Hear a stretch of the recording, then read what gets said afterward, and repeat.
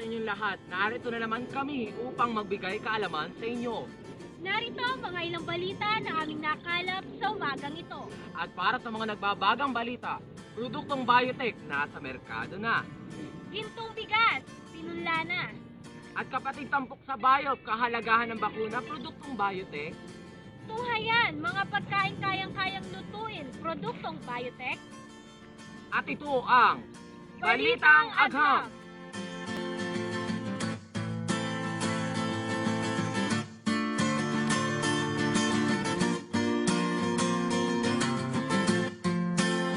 Ibang biotech, dapat ay malaman nyo kahalagahan o sa lipunan. Alam niyo ba ang beauty ko? Bakit na ang gintong bigas? Saka ang tao ay pagpapit sa hayop. Everybody looks to the left, everybody looks to the right. Nakita mo, sisir ba't na ito ang teknolohiya. Gamit ang pang bagay na nagay sa atin at sa buhay natin.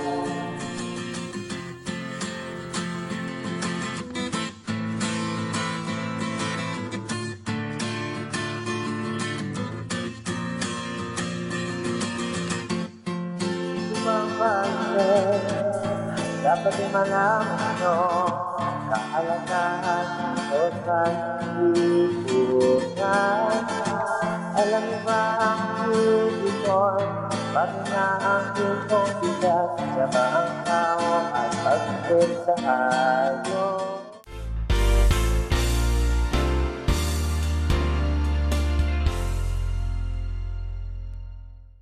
Ngayon, tuhayin natin ang ulat ni Irene ukol sa kahalagahan ng pinunlang gintong bigas.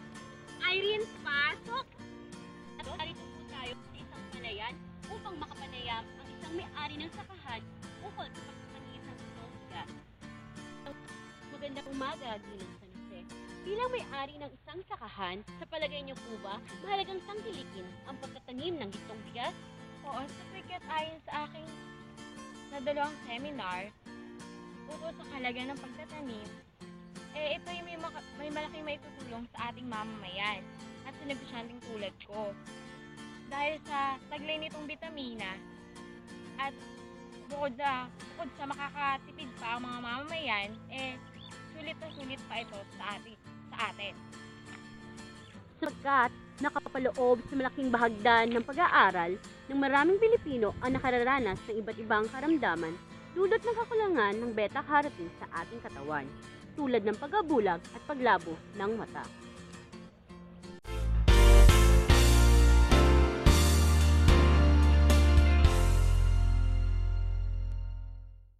Narito si Chari na kasalukuyang nasa barangay May Bangkal, Morong Rizal upang mag-ulat ukol sa kahalagahan ng biotechnology.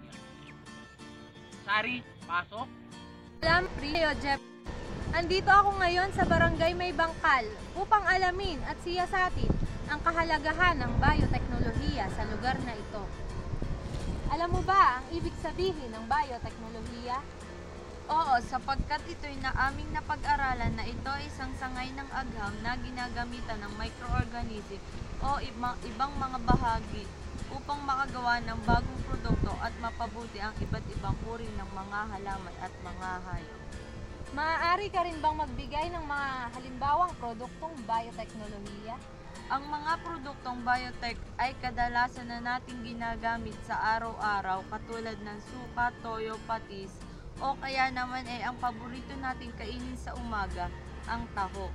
Tama!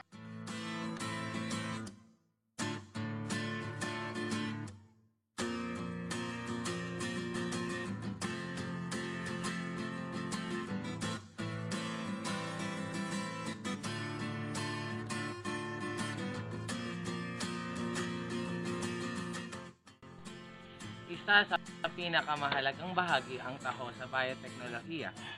Tikman natin.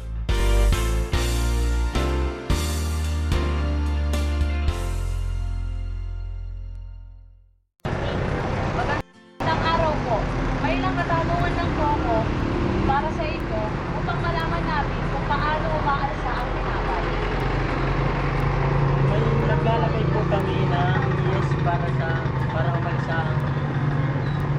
tinapay at maging malinamnam. At naglalagay rin kami ng ibang ingredients para lalo ito sa marami. Salamat po.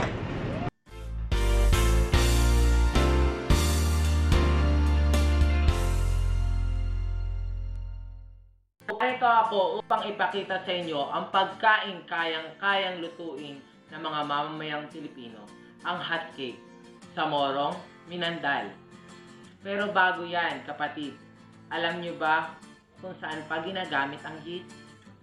Ang yeast ay ginagamit sa paggawa ng tinapay o ng alak. Narito ilang kagamitan para sa paggawa ng hotcake. Una, pichel. Pangalawa, mangkok. Pangatlo, tasa. Siyempre, mawawala pa ba ang kutsara at tinidor? At siyempre, ang panghalo. At para naman sa mga ingredients nito, kinakailangan ng harina, ng mantikilya, ng itlog, at siyempre, ng yeast, asukal, at asin. At syempre, may nakalimutan ako. Syempre, ang vanilya.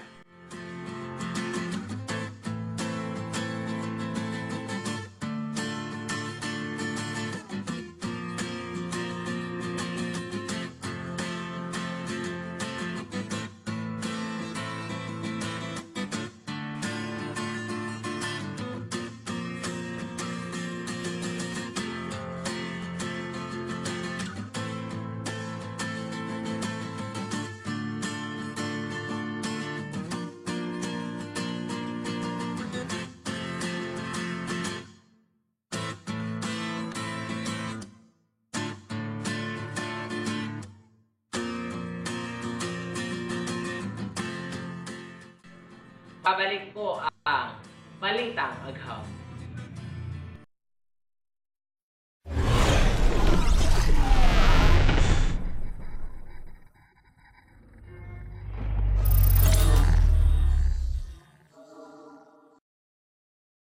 Balitang Aghaw. At para po sa paggawa ng hotcake, hintayin po natin na lumutong siya para mas masarap.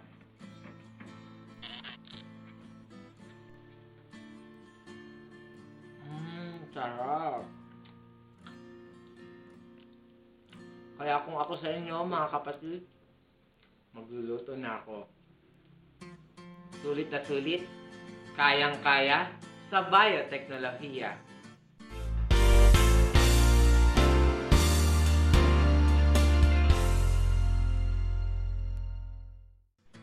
Mga kagham, tunghayang po natin ang pagtutla sa paggawa ng DNA extraction.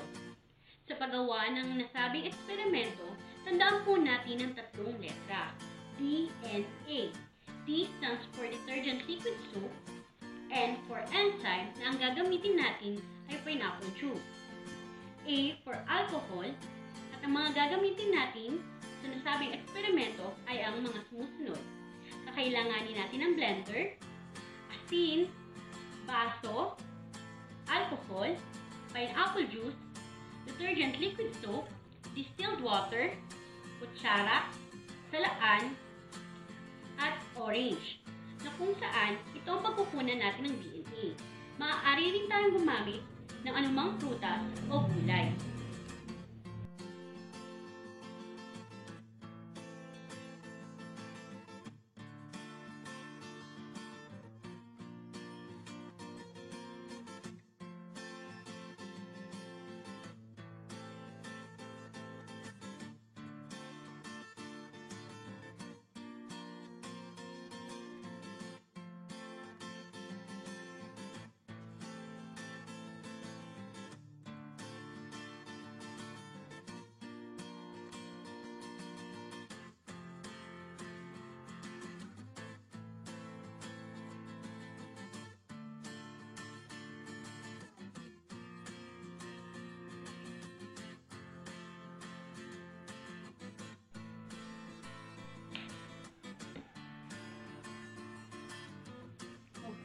gagalawin ang baso. At dahan-dahan po natin tingnan ang mga lumulutang na particles sa baso.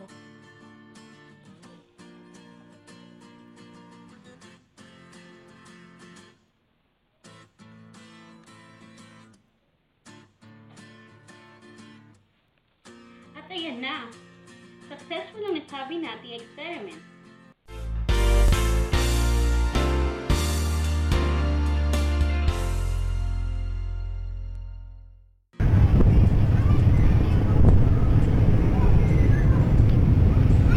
Narito ako sa bayan ng Tanay upang alamin kung ano ang DNA fingerprinting at ang kahalagahan nito. At tingin nyo, ano nga ba ang DNA fingerprinting? Ate, alam niyo po ba kung ano ang DNA fingerprinting? Parang hindi ko alam kung ano yun.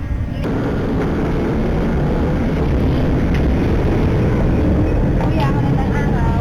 Maaari ba magtanong? Ano yun?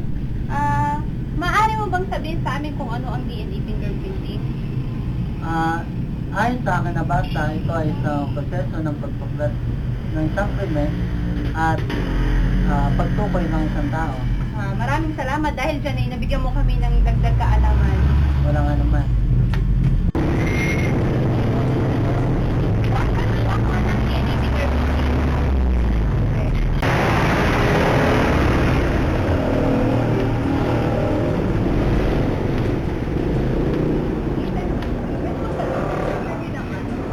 Ano ba kung ano ang DNA fingerprinting? May idea ako, pero konti lang. Pwede mo ba sabi mo sa amin kung ano yung kahalagahan nito?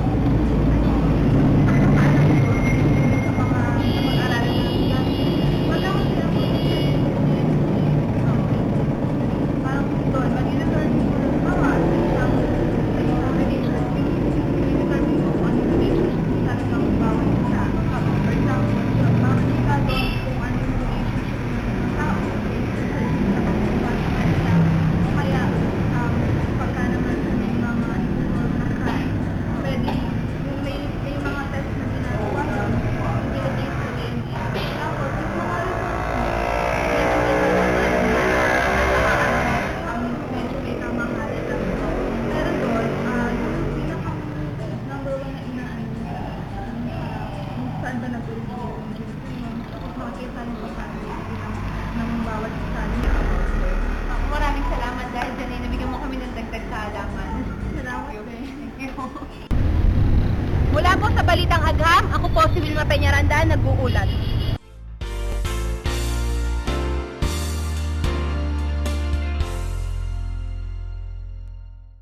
Narito po ako ngayon mga kabayo upang alamin at siyasatin ang kahalagahan ng pagbabakuna sa ating mga alagang hayop.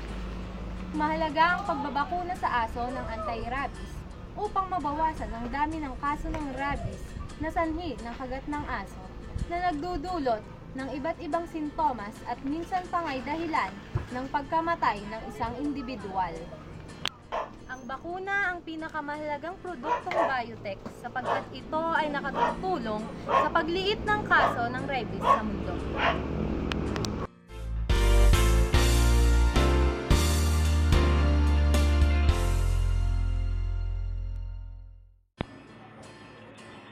Zebrafish.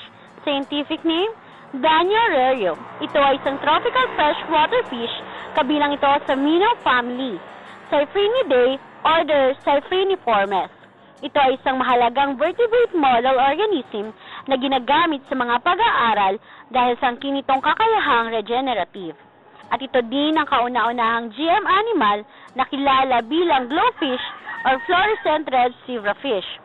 Nagmula ang pulang kulay nito sa red fluorescent protein na galing sa Red Sea anemone. Nandito po yan sa Antipolo City na kung saan makikita po natin ang mga tanim dito. Yan, nakikita nyo po ang mga tanim. Pangkaraniwang tawag dito ay talong o sa scientificong pangalan na Solanum melongena. Dito sa Antipolo City, mapapansin nyo ang iba't ibang uri ng halaman katulad ng GM tomatoes at talong.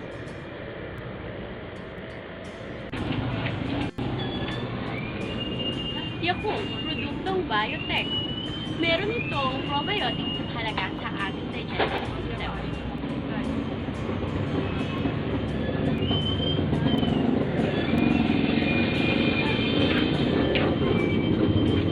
Okay ka ba siya?